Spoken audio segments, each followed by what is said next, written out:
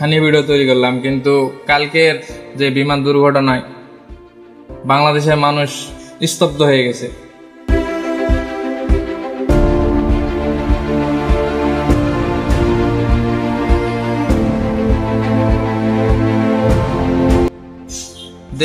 যেটাতে দেখলাম যে বাংলাদেশ একটা হচ্ছে অভিশপ্ত জুলাইয়ের মধ্যে চলতেছে। যেমন 2024 সালে আওয়ামী সরকার থাকতে বাংলাদেশে 24-এ গণ অভ্যুত্থান,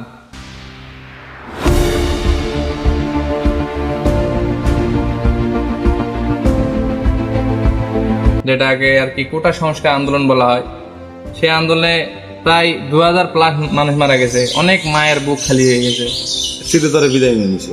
তো সেই হিসাব করে যদি আমরা কথা বলি, তাহলে 2024 সাল থেকে আমরা ভাবছিলাম যে 2025 সালের হয়তোবা জুলাই মাসটা আমরা আলো অনেক একটা ভালো এরকম কিছু একটা চিন্তাধারা করছিলাম যে একটা ভালো একটা বছর এবং ভালো একটা মাস যাবে জুলাই মাস, কিন্তু আবারও সেই অন্ধকার নেমে আসলো বাংলাদেশের দিকে।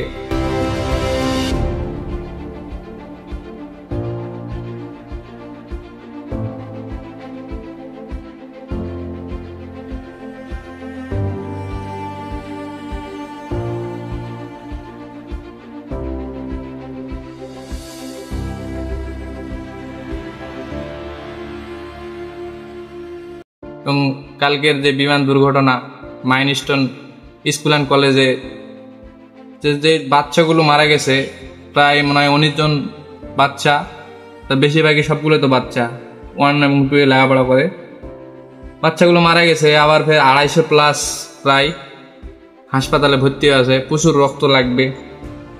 বাংলাদেশের জন্য অভিশপ্ত জুলাই। কালকে যে বিমান দুর্ঘটনাটা হয়েছিল সেটা চীনের তৈরি সেই পুরানো মডেল F701 মডেলের যুদ্ধ বিমান।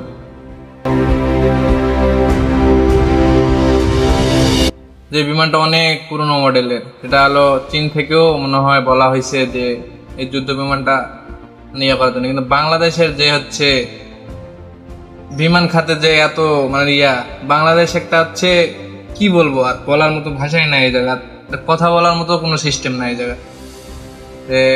এতটা নিচে বাংলাদেশ চলে গেছে যে একটা যুদ্ধ বিমান অত্যাধুনিক যুদ্ধ বিমান কিনার নাই, কিন্তু পুরনো যুদ্ধ বিমান দিয়ে এত বড় দুর্ঘটনা। বিমানটির পাইলট ছিলেন চাঁপাইনবাবগঞ্জ জেলার শিবগঞ্জ থানার মোহাম্মদ তৌকির ইসলাম।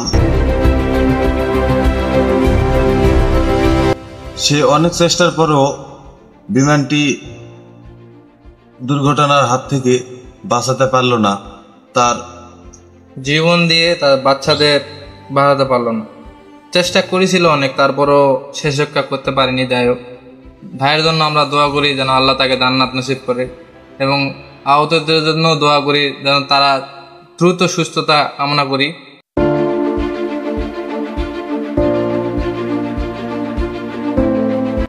যাক, দোয়া করি। এখানে ভিডিওটা শেষ করি, কথা বলার মতো কোনো আর ভাষা নেই বন্ধু, বুঝতে পারছিস? ঠিক আছে, যে একটা বুকের মধ্যে আছে বাড়ি খাওয়ার মতো একটা কাজ হয়ে গেছে কালকে। এখান থেকে ভিডিও আপ করো।